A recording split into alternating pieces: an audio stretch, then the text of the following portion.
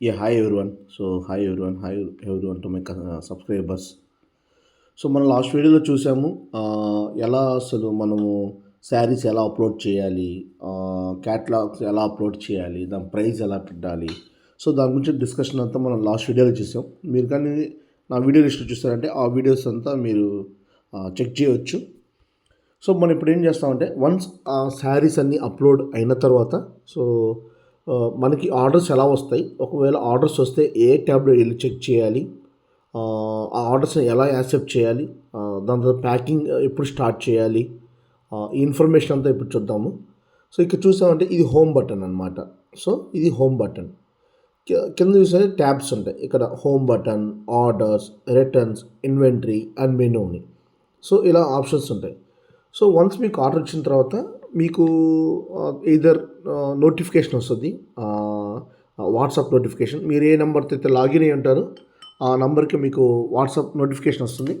ఆ నోటిఫికేషన్ వచ్చిన తర్వాత మీరు డైరెక్ట్గా ఆ నోటిఫికేషన్ వచ్చిన లింక్ అయినా క్లిక్ చేయొచ్చు, లేదంటే మీరు డైరెక్ట్ ఇక్కడ ఆర్డర్ ట్యాబ్ ఉంటుంది. సో ఈ ఆర్డర్స్ ట్యాబ్స్ అయినా క్లిక్ చేయొచ్చు. ఇక్కడ చూసారంటే ఇది పెండింగ్ అనమాట. ఓకేనా.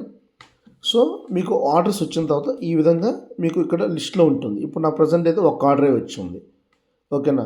సో వన్స్ మీకు ఆర్డర్ వచ్చిన వెంటనే మీరు ఏదర్ ఈ ప్రోడక్ట్ మీ మెటీరియల్ మీ దగ్గర ఉంటే, స్టాక్ ఇంకా ఉంటే, ఐ మీన్ సమ్టైమ్స్ మనం బయట వాళ్ళకు కూడా అమ్మేస్తూ ఉంటాం, ప్యారలల్గా మీషోలో కూడా ప్రోడక్ట్ అలానే ఉంటుంది. సో మన బయట వాళ్ళు అమ్మిన వెంటనే మన ఇన్వెంటరీలోకి వెళ్ళి దాన్ని జీరో స్టాక్స్ అప్డేట్ చేయాలి, లేదంటే అది మీకు ఆర్డర్ వస్తూనే ఉంటుంది.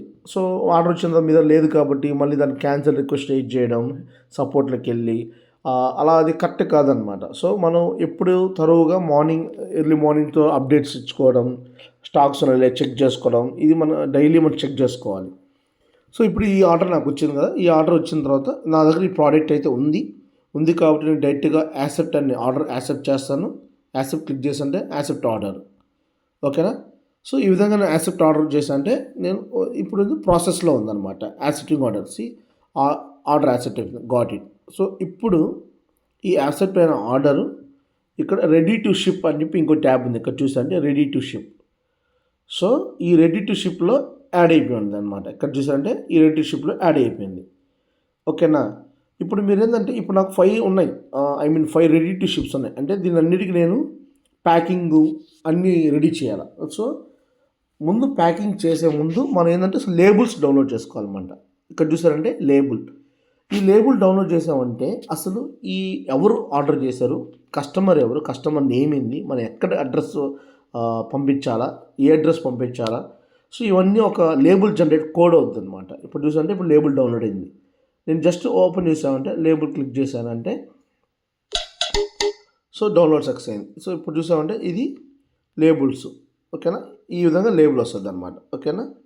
సో ఈ విధంగా లేబుల్ వచ్చిన తర్వాత మనం ఈ లేబుల్స్ మన దగ్గర ప్యాకింగ్ కవర్స్ ఉంటాయి అనమాట. ప్యాకింగ్ కవర్స్ ఇప్పుడు అమెజాన్లో కానీ ఫ్లిప్కార్ట్లో కానీ ప్యాకింగ్ కవర్స్ ఉంటారు. సో ఆ ప్యాకింగ్ కవర్స్ మీరు ఆన్లైన్లో బై చేసుకొని ఆ కవర్ తీసుకొని ఇప్పుడు ఏదైతే లేబుల్స్ ఉన్నాయో అది ప్రింట్అవుట్ తీసుకొని మీరు అనమాట. ప్రింట్అవుట్ తీసుకొని ప్యాకింగ్ అరేంజ్ చేయాలన్నమాట. వన్స్ ప్యాక్ అరేంజ్ చేసిన తర్వాత సో మీరు వన్స్ ప్యాకింగ్ అన్నీ రెడీ అయిన తర్వాత పికప్ వెండర్ అనే వస్తాడు. అంటే మీకు ఫర్ ఎగ్జాంపుల్ ఇది నాకు అయితే ఈ కామర్స్ లేదంటే వాల్మో లేదంటే ఎక్స్ప్రెస్ బి. సో మీ అవైలబుల్లో ఏ పార్ట్నర్ అయితే ఉన్నారో ఆ పార్ట్నర్ మీకు కాల్ చేస్తారనమాట. సో మీకు కాల్ చేసినామంటే మీరు శారీస్ అన్ని రెడీ చేసి పెడితే వాళ్ళు పికప్స్ అని తీసుకెళ్తారు. సో వన్స్ పికప్ తీసుకెళ్ళిన తర్వాత మీకు డెఫినెట్గా ఇది చెక్ చేసుకోండి మీరు. వన్స్ పికప్ తీసుకెళ్ళిన తర్వాత వాళ్ళు అక్కడికి వెళ్ళి స్కాన్ చేస్తారు.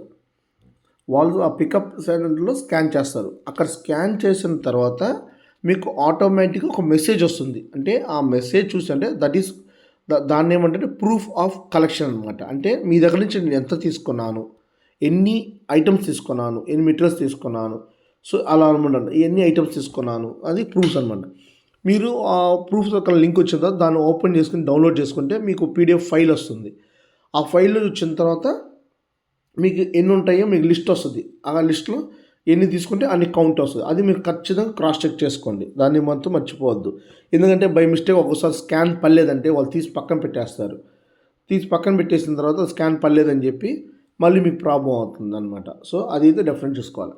సో వన్స్ వాళ్ళు స్కాన్ చేసిన వెంటనే మనకి షిప్లో వచ్చేస్తుంది. ఇక్కడ చూసామంటే ఇవన్నీ షిప్లో వచ్చేస్తుంది. ఈ షిప్లో వచ్చిందంటే ఇక్కడ నుంచి డైరెక్ట్గా ఇంకా కస్టమర్కి వెళ్ళిపోతుంది అనమాట. సో వన్స్ మీకు షిప్లో వచ్చిన తర్వాత మనకు ఇక్కడ మెనూలోకి వెళ్ళామంటే, ఇక్కడ పేమెంట్స్లోకి వెళ్ళామంటే ఇక్కడ ఈ విధంగా మీకు అమౌంట్ యాడ్ అవుద్ది అనమాట. ఓకేనా. So for example total outstanding payment అంటే మనం ఎన్ని యాడ్ చేసాము, ఎన్ని అవుట్స్టాండింగ్ పేమెంట్స్ ఎన్ని యాడ్ చేసాము అనేది టోటల్ అమౌంట్ ఇక్కడ ఉంటుంది. సో ఫర్ ఎగ్జాంపుల్ యాడ్ చేసిన రిటర్న్ టైము అన్నీ అయిపోయిన తర్వాత మీకు పేమెంట్ అనేది రిలీజ్ అవుతూ ఉంటుంది. ఫర్ ఎగ్జాంపుల్ మీరు ఒక ప్రోడక్ట్ కొన్నారంటే మీషోలో కానీ డెఫినెట్గా వాళ్ళ రిటర్న్ ఆప్షన్ కూడా ఉంటుంది. ఆ return option 7 days 10 days 15 days కూడా ఉండొచ్చు ఒక్కోసారి. అన్ని డేస్ మీరు వెయిట్ చేస్తే ఆ అమౌంట్ మీకు మీ బ్యాంక్ అకౌంట్లో క్రెడిట్ అవుతుంది. సో ఇప్పుడు చూసారంటే ఇక్కడ నాకు 5,486 అమౌంట్ ఇంకా రావాలి. నేను జస్ట్ డీటెయిల్స్ కొట్టాను. సో ఇక్కడ చూసారంటే లాస్ట్ అమౌంట్ నెట్ అమౌంట్ 39 ఈ పేమెంట్ డేట్ అన్స్కెడ్యూల్డ్ అంటే ఈ అమౌంట్ నాకు ఇంకా షెడ్యూల్ చేయలే. ఇప్పుడు చూసారంటే 24th నాకు ఈ అమౌంట్ పడిపోయింది. నెక్స్ట్ ఇప్పుడు చూసారంటే 26th అంటే రేపు ఎల్లుండి నాకు ఇంకో అమౌంట్ పడుతుంది. అలా 27 అంటే ఎలా అంటే ఒక్కోసారి ఒక ప్రోడక్ట్ కస్టమర్కి ఫాస్ట్గా డిస్పాచ్ అయిపోవచ్చు, డెలివరీ అయిపోవచ్చు. ఒక ప్రోడక్ట్ కస్టమర్ లేదంటే అవుట్ ఆఫ్ స్టేషన్ ఉంటే నేను రేపు తీసుకుంటా అని చెప్తారు అలా కస్టమర్. సో ఆ విధంగా ఉంటుంది. సో వాళ్ళు ఎప్పుడైతే తీసుకుంటారో అప్పటి నుంచి అక్కడి నుంచి మనకి వాళ్ళ రిటర్న్ డే స్టార్ట్ అవుతుంది. అందుకోసం మనకి 26th 24 30 సో ఈ విధంగా మనకి డేట్స్ మారుతూ ఉంటుంది. బట్ అమౌంట్ ఆ పర్టికులర్ డేకి నీకు ఎండ్ ఆఫ్ ద డే లోపల సాయంత్రం ఈవినింగ్ కల్లా మీకు ఆ అమౌంట్ పడిపోతుంది. ఓకేనా. సో అమౌంట్ పడిపోతుంది. వన్స్ పడిపోయిన తర్వాత మీకు ఇక్కడ డీటెయిల్స్ కానీ చూసుకోవాలంటే ఎంత అమౌంట్ క్రెడిట్ అయింది, ఎంత అమౌంట్ ఉంది. సో ఇవన్నీ ఈ విధంగా చెక్ చేసుకోవచ్చు అనమాట. సో అది అని ప్రాసెస్ ఎండ్. సో ఆర్డర్ వచ్చిన తర్వాత ఏం చేయాలి, దాని తర్వాత రెడీ టు షిప్ పెండింగ్లోకి వెళ్ళి యాక్సెప్ట్ చేసుకొని రెడీ టు షిప్ చేయడం, దాని తర్వాత కస్టమర్ గాయ్ కాల్ చేయడం, కొరియర్ గాయ్ కాల్ చేస్తే మీరు కొరియర్ గాయ్ కాల్ చేసే ముందే మీకు అన్నీ రెడీ చేసి పెట్టుకోండి. కానీ ఇక్కడ ఒక ఇంపార్టెంట్ టిప్ ఏంటంటే ఒక్కొక్కసారి మీరు షిప్లో వచ్చినప్పుడు ఫర్ ఎగ్జాంపుల్ ఇక్కడ 5 ఉన్నాయి. సో నేను 5 ప్యాక్ చేసిందంటే ఒక్కోసారి మీకు తెలియకుండానే వాళ్ళు మన కస్టమర్స్ క్యాన్సిల్ చేస్తారు. అలాంటప్పుడు మీరు ఒకసారి మీరు ఇచ్చే ప్రోడక్ట్ కొరియర్ బైక్ ఇచ్చినప్పుడే వాళ్ళు మీకు నెంబర్స్ చెప్తారు. అదే నెంబర్స్ మీ ప్యాకెట్ నెంబర్ ఉంటుంది, ఆర్డర్ నెంబర్ ఉంటుంది. అదే ఆర్డర్ నెంబర్ మ్యాచ్ అయిందో లేదో చూసుకొని మీకు అదే ప్రోడక్ట్ ఇవ్వండి. ఏదైతే క్యాన్సిల్ అయితే కొరియర్ గాయ్ అయినా చెప్తాడు, లేదంటే మీకు ఈ క్యాన్సిల్ లిస్ట్లో అయినా ఉంటుంది. సో మీరు ఒకసారి ఇచ్చేటప్పుడు క్యాన్సిల్ చెక్ చేసుకొని అప్పుడు ఇవ్వండి కొరియర్కి. ఓకేనా.